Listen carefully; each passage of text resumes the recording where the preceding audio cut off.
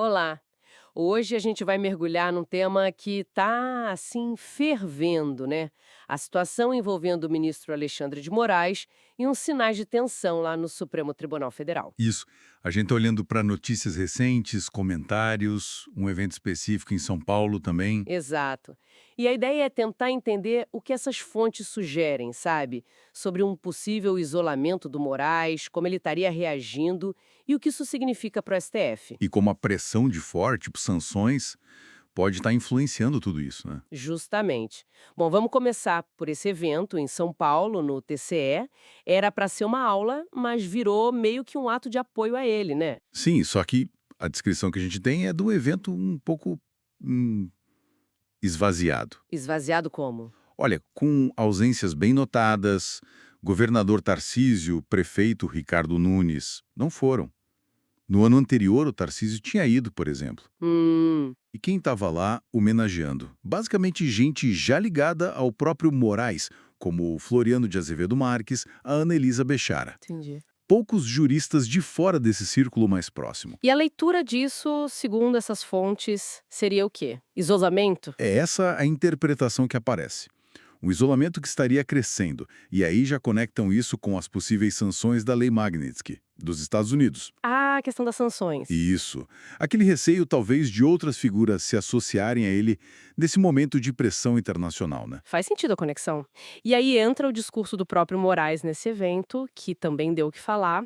Ele falou em erros e acertos. Exatamente. E destacou que o judiciário é um órgão colegiado, feito para que uns corrijam os equívocos dos outros. Essa parte é chave. E como estão lendo isso? Um deles sobre a prisão domiciliar do Bolsonaro pode sim ser revertida pela primeira turma. Tipo um aceno. Ok, uma possibilidade. Mas a outra leitura, talvez mais forte, é que foi um recado direto para os colegas ministros. Um recado? Como assim? Tipo, olha, se houve erros aqui, a responsabilidade não é só minha, é do colegiado. Ao jogar a decisão do Bolsonaro para a turma, ele meio que força todo mundo a se molhar, entende? Entendo. Ou dividem o ônus. Ou dividem o ônus e o risco das sanções junto, ou então vão ter que criar um racha claro, desautorizando ele abertamente. É a tal história do não vou cair sozinho, que estão comentando. Essa interpretação que está circulando com força, baseada nessas fontes.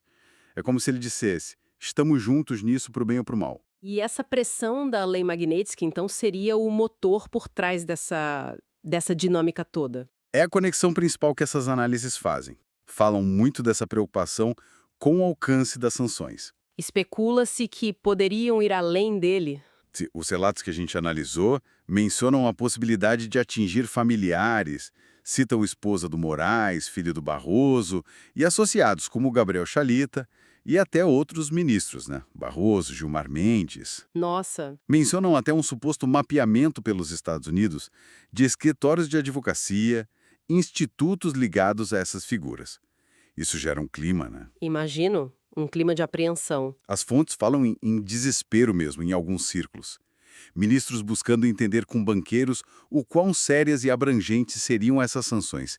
E a resposta teria sido bem abrangentes. E essa tensão toda já está aparecendo em decisões, em votos lá no STF? Já existe um racha visível? Olha, o material que a gente viu aponta alguns sinais. Mencionam votos recentes, em casos do 8 de janeiro, onde Fux e Zanin teriam sido mais brandos, digamos. Hum, diferente da linha do Moraes. Exato, e isso é interpretado como um possível distanciamento, talvez uma tentativa de sinalizar uma posição um pouco diferente. E o cenário político geral entra nisso também. Entra. As fontes comentam dificuldades do governo brasileiro em dialogar com os Estados Unidos sobre outros assuntos, tipo tarifas, e mencionam até um projeto de lei da deputada Fernanda Melchiona, do PSOL. Sobre soberania financeira, né? Isso. Mas a análise geral nessas fontes é que seria algo mais simbólico, sabe? Com pouca chance de barrar sanções americanas que correm pelo sistema financeiro internacional. Entendi. Então, juntando as peças aqui, o quadro que emerge dessas fontes é de um ministro Moraes que é visto como isolado, sob pressão forte de fora. Mas que não está parado. Ele está reagindo usando a própria estrutura do STF, o colegiado, para talvez socializar as consequências.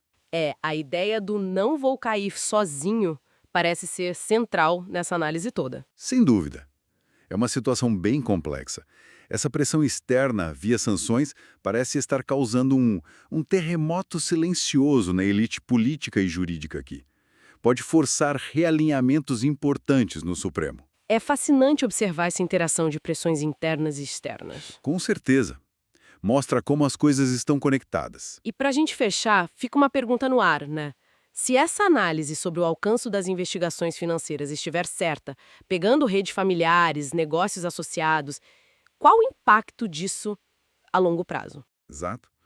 Como isso pode mudar a dinâmica de poder e influência dentro do próprio judiciário e nos setores ligados a ele? Isso vai muito além do destino de uma pessoa só, né? É algo para a gente continuar acompanhando.